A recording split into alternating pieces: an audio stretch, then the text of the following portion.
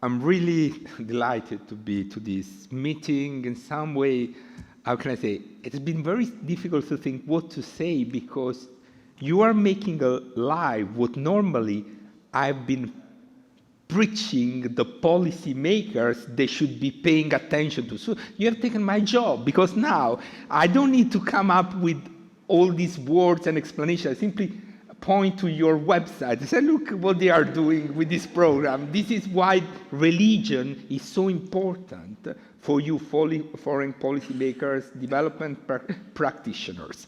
But anyway, I just want to share a few reflections, really following the practical question you have given us about how to try to support and improve your action. The first point is, and here I'm repeating in a different way what Haza has said, we need to be aware of a little bit of the policy context in which this is happening. And this has been a policy context in which for very long, religion was perceived as the obstacle to development. So it was not a welcome partner to the table discussion.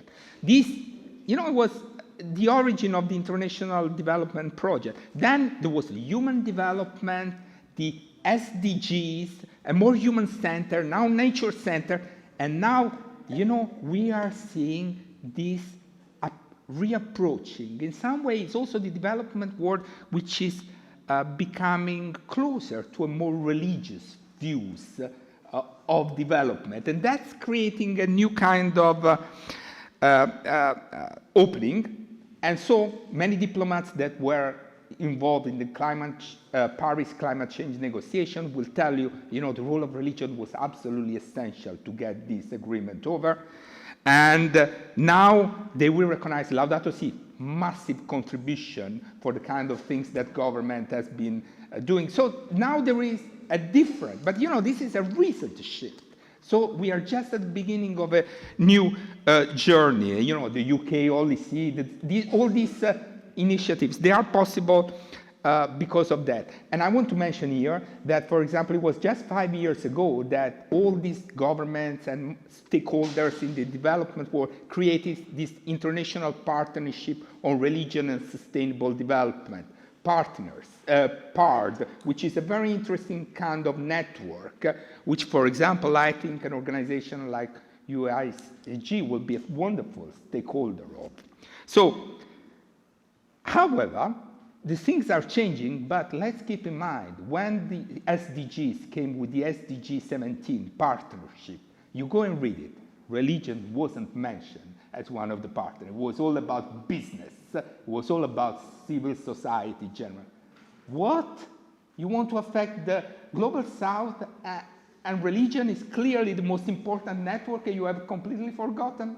So that's where the context is. However, I'm convinced that also because of this changing, that the religious women will actually now be more and more invited to the global tables conversation on these issues. And in some way, I think also they will be leading the role of religion in this conversation. Why? Because one of the main accusations why religion were not invited often, they are elitist and they are male. How they can't say these things about you, sisters, I'm afraid. And so you have a responsibility. You are going to lead on this conversation. I'm pretty sure in the coming years, you are going to be the partners in this conversation.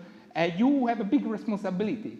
You are the female face of the church that Pope Francis talks about, and you are going to lead the church in this conversation.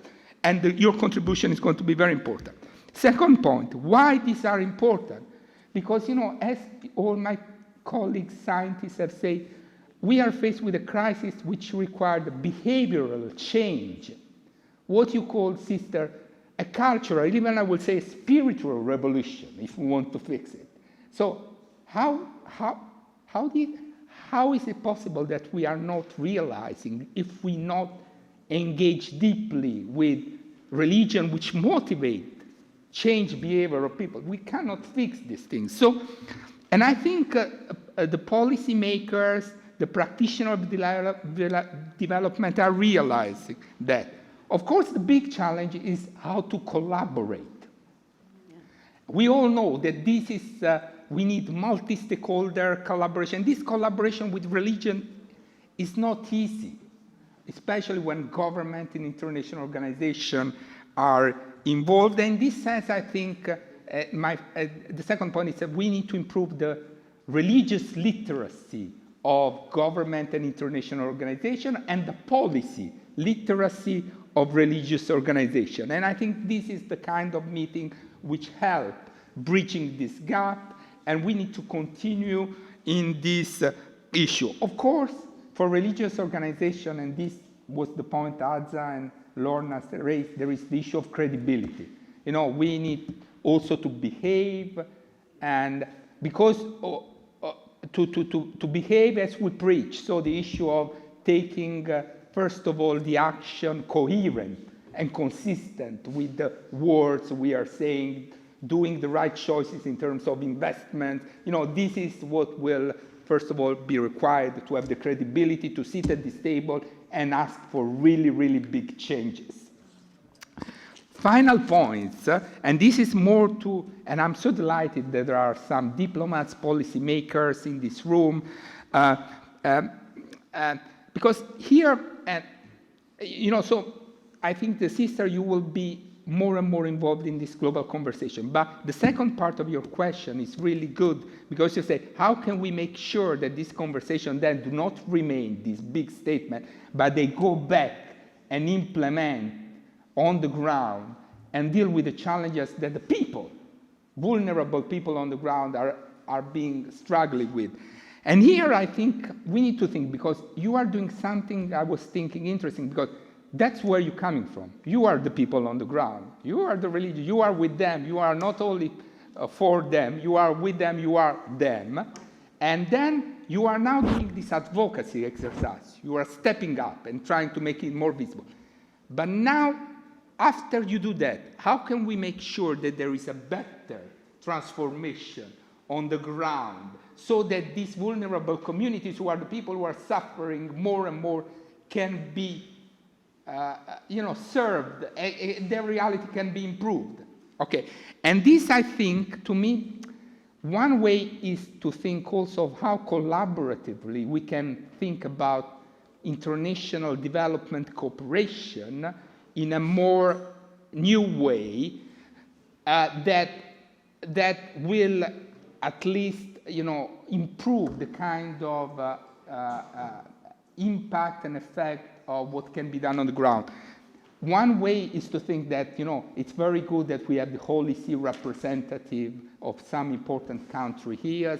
It's very important that they will speak with the headquarters, Minister of Foreign Affairs, Development Cooperation, and said, look, if you want to deal with vulnerable communities and the challenge of climate change, you need to take seriously as partners these organizations which have a very deep-rooted and so I think here there is another gap that needs to be bridged and that maybe can bring about new positive projects on the ground in the different fields of development challenges you mentioned, and can make some good on the ground. So I think a lot of work for you sisters. Well done and courage.